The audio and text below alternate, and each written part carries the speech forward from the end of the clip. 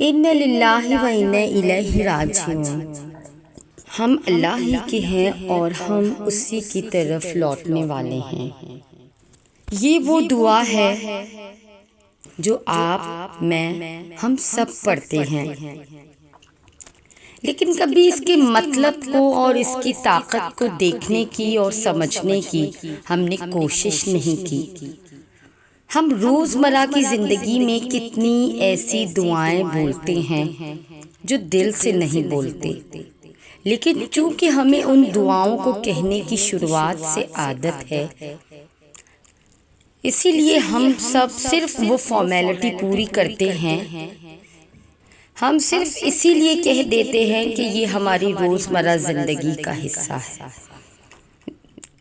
جیسے السلام علیکم یعنی آپ پر سلامتی ہو، اور وعلیکم السلام یعنی جواباً یہ کہنا کہ آپ پر بھی سلامتی ہو۔ تو اب حالات ایسے ہو گئے ہیں کہ اب تو ہم یہ دعا پوری بھی نہیں کہتے، ہم کہتے ہیں سلام، اور اس طرح ہم اس دعا کا پورا مطلب ہی بدل دیتے۔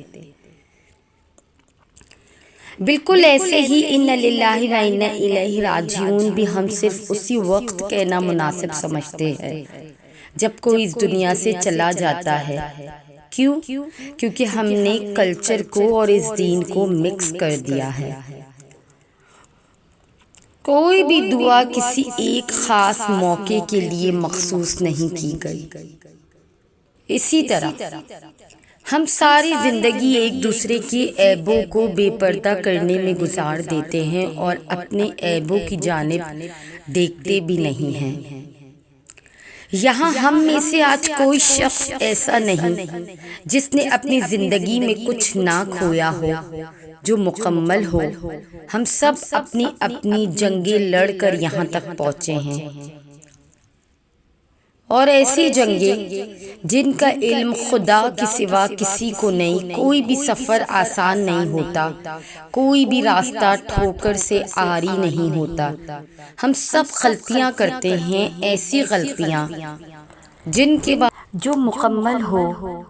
ہم سب اپنی اپنی جنگیں لڑ کر یہاں تک پہنچے ہیں، ایسی جنگیں جن کا علم خدا کے سوا کسی کو نہیں۔ کوئی بھی سفر آسان نہیں ہوتا، کوئی بھی راستہ ٹھوکر سے عاری نہیں ہوتا۔ ہم سب غلطیاں کرتے ہیں، ایسی غلطیاں جن کے بعد ہم ویسے نہیں رہتے جو کبھی ہوا کرتے تھے۔ تم وہ شخص نہیں جو کچھ لمحے پہلے تھے، اور میں وہ شخص نہیں جس کو تم کچھ عرصہ پہلے جانتے تھے۔ تو پھر شناسائی کے یہ دعوے کیسے؟ گنہگار اور نیکوکاروں کے فتوے کیسے؟ ہمارے راستے مختلف ہیں مگر منزل ایک ہے، ہمارے طریقے مختلف ہیں اور غلطیاں ایک سی۔ پھر یہ لڑائی کیسی ہے؟ ہمیں تو اشرف المخلوقات کا درجہ دیا گیا، جس نے فرشتوں کو سجدے کا حکم دیا تھا، وہی خدا ہمیں یوں دیکھ کر کیا کہتا ہوگا کہ تم کو تو انسانیت کے واسطے بنایا گیا تھا، محبت کے واسطے بنایا گیا تھا، اور تم خدا بننے میں اتنا مصروف ہو گئے کہ انسان بھی نہیں رہے۔ افسوس ہے اب ہم کیا تھے اور ہم کیا ہو گئے، بے حد افسوس ہے۔ اچھائی کا لبادہ اوڑھے نہ جانے ہمارے پہلو میں بیٹھے کتنے بے حس انسان ہیں، ہم نہیں جانتے کہ ہم کتنی غفلتوں میں پڑے ہوئے ہیں۔ اللہ تک پہنچنے کے لیے محنت اتنی ضروری کیوں ہوتی ہے؟ میں نے الجھے لہجوں میں ہر مومن سے یہ سوال کیا۔ کیوں ان کی طلب اللہ ہمیں لگا دیتا ہے جو ہمارے نصیب میں نہیں ہوتے؟ یہ کہہ کر میں نے ایک لمبی آہ بھر لی۔ مومنہ اپنا دوپٹہ صحیح کرتے ہوئے مسکرانے لگی اور میری جانب دیکھ کر بولی، یہ تو اس کی تقسیم ہے پیاری کہ کسی کو وہ عطا کر کے اپنی جانب لاتا ہے اور کسی سے اس کی من پسند چیز چھین کر، اور محبت تو اس کا سب سے پسندیدہ عمل ہے، کیونکہ جب اس کے سوا کوئی ذرہ موجود نہ تھا تب ایک محبت ہی تو تھی جس کے لیے اس نے دو جہاں بنا دیے۔ غم انسان کو جس مقام تک لے آتا ہے وہاں خوشی کبھی نہیں لا سکتی، اور لا حاصل کی طلب ہی تو ہمیں زندہ رکھتی ہے، ہمیں بار بار اس بات کا احساس دلاتی ہے کہ وہ بھی ہے جو ہر شے پر اختیار رکھے ہوئے ہے، جس کے کن سے نصیب بدلتے ہیں۔ محبت جب اوجھل ہوتی ہے آنکھ سے، تب ہی تو رب دکھائی دیتا ہے۔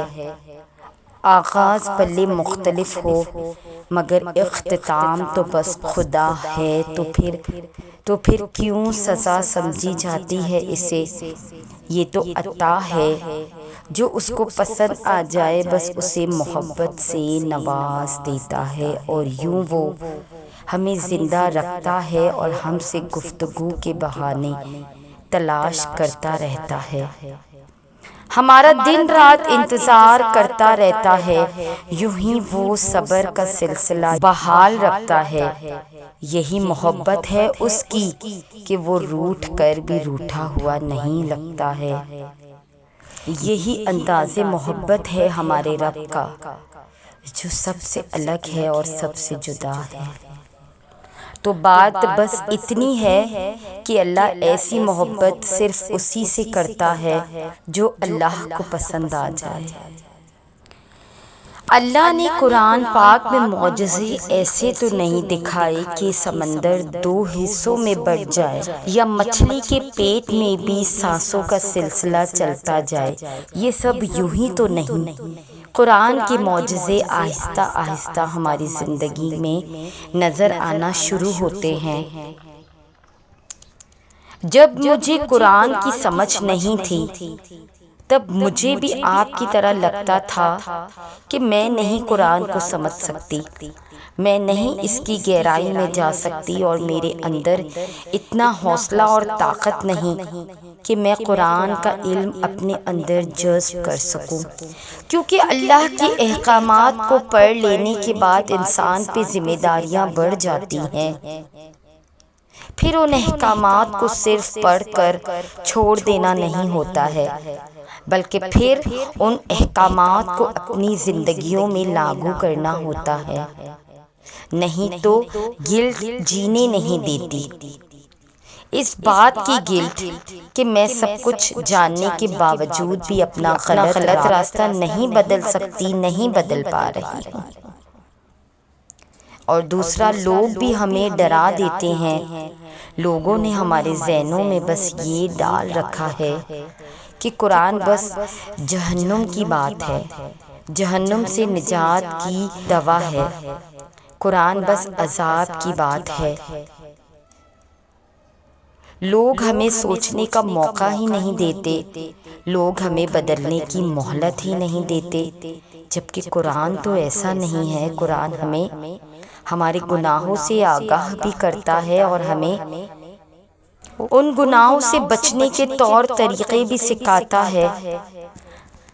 قرآن ہمیں فوراً سے یہ نہیں کہہ دیتا کہ جاؤ تم تو ہو ہی جہنمی، قرآن ہمیں الرٹ کرتا ہے کہ رک جاؤ، آگے جہنم ہے، اور اس جہنم سے بچنے کا راستہ توبہ ہے، اور توبہ کے لیے یہ یقین ضروری ہے کہ اللہ معاف کرنے والا رحمان اور رحیم ہے۔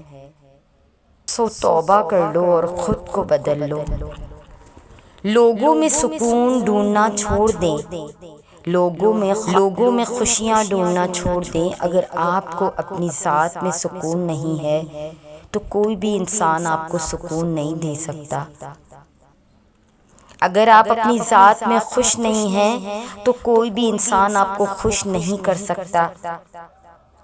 اب آپ سوچ رہے ہوں گے کہ پھر مجھے سکون اور خوشی کیسے ملے گی؟ ایمان سے۔ سکون اور خوشی آپ کو ایمان سے ملے گی۔ جب انسان اللہ پہ پختہ یقین رکھتا ہے اور اپنا آپ اللہ کے حوالے کر دیتا ہے تو وہ اپنی ذات سے مطمئن ہو جاتا ہے، کیونکہ ایمان ہمیں اللہ کے فیصلوں کو اور اللہ کی تقسیم کو قبول کرنے کی ہمت دے دیتا ہے۔ ایمان ہمیں ایک بہادر انسان بنا دیتا ہے۔ ایمان ہمارے سر کو ہر در پہ جھکنے نہیں دیتا۔ ایمان ہمیں عزت اور جلال والا بنا دیتا ہے۔ کبھی بھی اللہ کی رحمت سے مایوس نہ ہونا، کبھی بھی جلدی کے چکر میں ایسا راستہ نہ چننا جو آپ کو اللہ سے دور کر دے۔ یہ تعویذ دھاگے آپ کی پناہ نہیں ہو سکتے۔ آپ کا ایمان اتنا کمزور نہیں ہونا چاہیے کہ یہ ذرا سے امتحان پر اوپر نیچے ہونے لگے۔ تعویذ دھاگے ہمارے مقدر نہیں ہوتے، ہمارا توکل ہمارا مقدر ہوتا ہے، اور جب ہمارے پاس توکل آ جائے تو ہمیں کسی بھی چیز کا خوف نہیں رہتا۔ یہ جو ہم ہر وقت کسی نہ کسی چیز کے چھن جانے کے خوف میں یا کسی نہ کسی چیز کے ملنے کے خوف سے سہمے رہتے ہیں، توکل کے بعد یہ معاملات نہیں رہتے۔ توکل ہر خوف کو مٹا دیتا ہے، پھر ہم نڈر ہو جاتے ہیں اور ہر ثانیے کے لیے تیار ہو جاتے ہیں۔ پھر یہ خیالات نہیں آتے کہ ہائے مجھ سے لوگ یہ نہ چھین لیں، مجھ سے لوگ وہ نہ چھین لیں۔ پھر ہماری خواہش ہی وہ رب ہو جاتا ہے جسے کوئی اپنی جگہ سے ہلا نہیں سکتا، جس کی محبت ہمارے دل سے کوئی چھین نہیں سکتا، کیونکہ چھیننا اور عطا کرنا دونوں اللہ کے اختیار کی بات ہے۔ انسان نہ ہمیں کچھ دے سکتا ہے اور نہ ہی ہم سے کچھ لے سکتا ہے۔ اور آج ایک بات تو لکھ کر رکھ لے کہ مقدر کا لکھا ہر حال میں مل کر ہی رہتا ہے۔ آپ کے مقدر میں جو چیز ہے وہ ہر صورت آپ کو مل کر رہنی ہے۔ پھر لوگ لاکھ سازشیں بنائیں، لاکھ چالیں چلیں، پتہ ہے مقدر کا لکھا کوئی کیوں نہیں ٹال سکتا، کیونکہ وہ اللہ کی امان میں ہے، اللہ کی حفاظت میں ہے۔ اسی لیے آپ بھی خود کو اللہ کی امان میں دے دیں، آپ بھی اپنے تمام معاملات کو اس کی حفاظت میں دے دیں، اور پھر بے فکر ہو جائے، کیونکہ اس کا لگایا ہوا پہرا بڑا سخت ہے۔ کسی کی مجال ہی نہیں کہ وہ مداخلت کر سکے یا چوری چھپے اندر گھس سکے۔ تو بس آج سے آپ نے اپنے معاملات کو لے کر پریشان نہیں ہونا۔ جب کبھی پریشانی آئے تو فوراً اپنا سر اللہ کے سامنے جھکا دینا ہے۔ جب بھی کسی بات سے دل گھبرائے یا کسی چیز کا خوف ستائے تو آپ نے اسی وقت جائے نماز بچھانی ہے اور 2 نفل پڑھ کر اللہ سے دعا کرنی ہے، یا اللہ میں آپ کی پناہ میں آ گیا ہوں، مجھے بچا لے دنیا کے وسوسوں سے، مجھے بچا لے ان چیزوں سے، ان خوف سے، اور بس وہ آپ کو بچا لے گا، وہ آپ کے دل کو بلائی کی جانب موڑ دے گا، وہ آپ کے ڈر کو تسکین اور راحت میں بدل دے گا۔ جب اللہ کی جانب سے آنے والی کوئی چیز ہمیں قبول کرنے میں دقت محسوس ہو رہی ہو تو ہم اسے غم کہتے ہیں۔ اگر غم قبول کر لیا جائے تو اللہ اور ہم ایک پارٹی ہو گئے، یعنی ایک جماعت ہو گئے۔ یعنی اگر اللہ کہے کہ ہم تمہارے باغ کا سب سے خوبصورت پھول لے جانا چاہتے ہیں تو رضا والا کہے گا کہ باغ ہی آپ کا عطا کرتا ہے، آپ ہی مالک ہے، اس باغ سے جو مرضی چاہے لے جائیں۔ اس طرح اللہ پھر اپنے بندے پر نوازشیں کرتا ہے۔ جو اس کی رضا پر راضی ہو جاتا ہے تو وہ اسے پہلے غم دیتا ہے، آیا کہ میرا بندہ میری رضا پر خوش ہے کہ نہیں، پھر وہ آزمانے کے بعد اپنے بندے کو اپنی نعمتوں سے مالا مال کرتا ہے اور پھر اس کے باغ میں ہمیشہ بہار ہی بہار رہتی ہے۔